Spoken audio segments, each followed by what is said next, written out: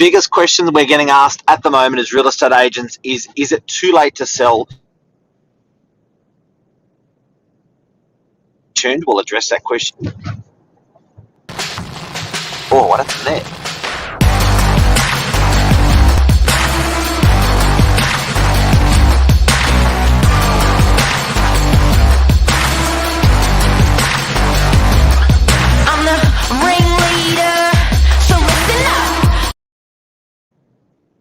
Okay, guys, Christmas, it's just weeks away, scary but true.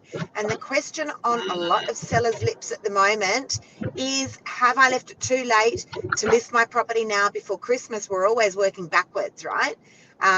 So it is, I reckon it's the most commonly asked question at the moment, Mark, when I'm doing appraisals. What do you find?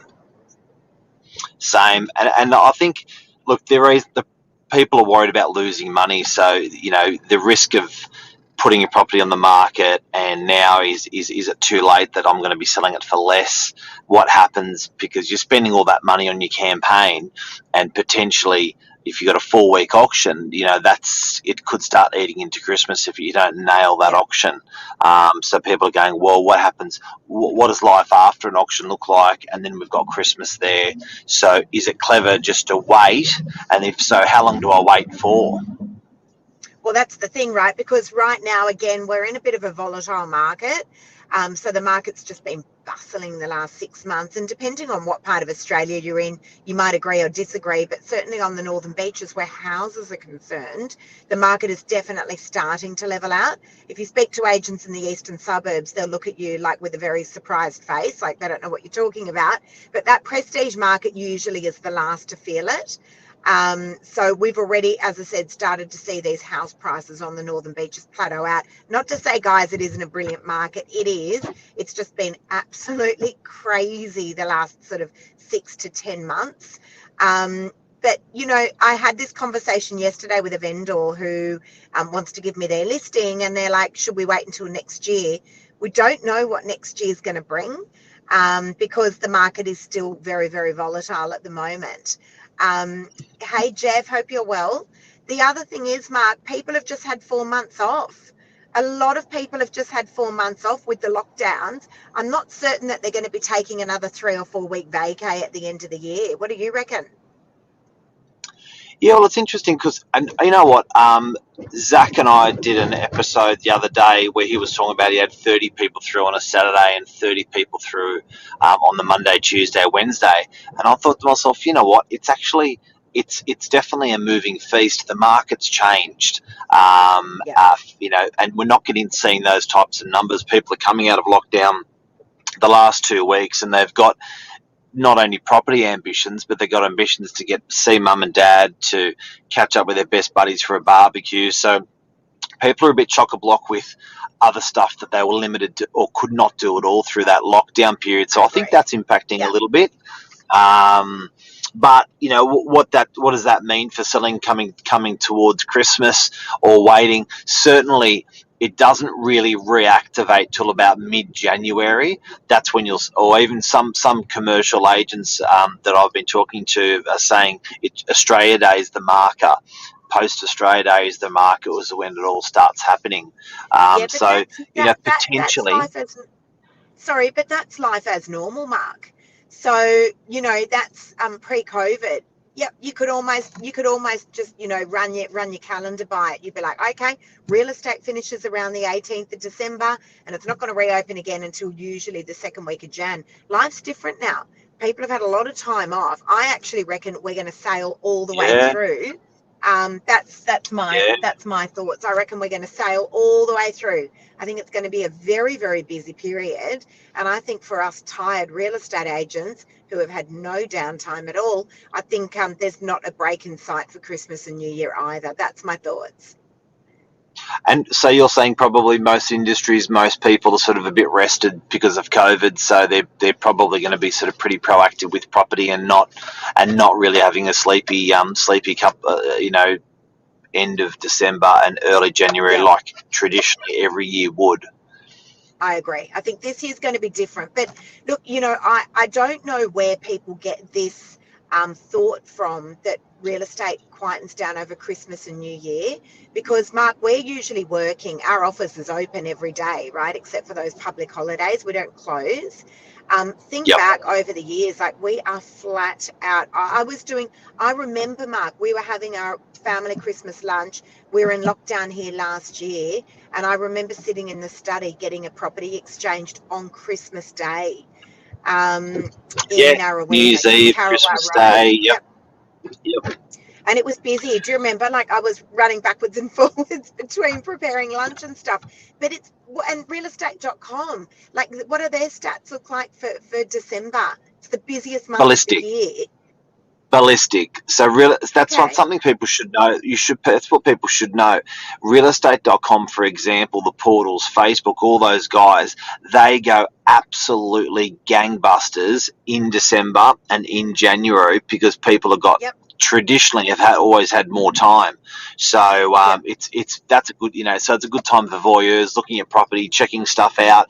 Now, one thing with our office, and this is a bit of a shameless plug, but every year since we've been in operation, we've stayed open through that festive season. Not a week, not a day, not a 2-week period that we close down. Traditionally, all of our competition closes down, so we win all of those buyers and all of those tenants through those couple of weeks. So it's busy for us. We stay operated the whole way. And I think if you're choosing an agent right now, I think you do want to ask the question, Lise. If you're going onto the market right now for lease, for sale, whatever you're doing, I think you want to ask your agent and your agency, what are your plans through that festive season? Because it would be it would be in your interest as a seller to not have your agent disappear for 4 weeks or 2 weeks. I had this happen, Mark. So I had they became a client, but I had a vendor who had signed up with another real estate agent last year. Beautiful big home. So they signed up around the 18th of December, and then the agent into a 3-month agreement, and then the agent literally went MIA for 4 weeks. Anyway, the daughter who followed me on social media had called me and said, Lisa, are you working? And I was like, yeah, we are actually. We're open, we're operating. She goes, oh, okay. So does all the industry shut down over that Christmas, New Year period? And I was like, well, ordinarily a lot do, yes. But you're working. Yes, I am. Have you been busy? I've been absolutely flat chat. Anyway, long story short, that agent reared their head again toward the end of January. The vendors were so furious about what had happened that the real estate agent never explained to them that they were going to be MIA for 4 weeks. And anyway, long story short, they ended up getting out of the agreement, and I got the listing and sold it very, very quickly. But guys, if you're thinking of selling, ask the agent, are you going to sign me up and then go away on a holiday? Ask them. It's critical information. Because you do need to know. We're open, so we're always spruiking it's busy, and is. But if you're closed, you'd always be spruiking that it's not busy.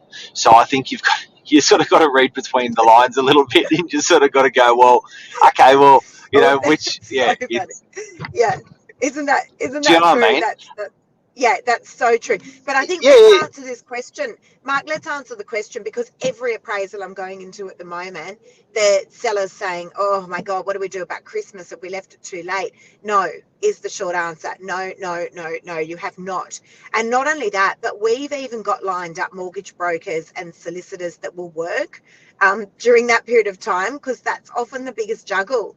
It's not trying to find the buyer, it's actually trying to find a solicitor.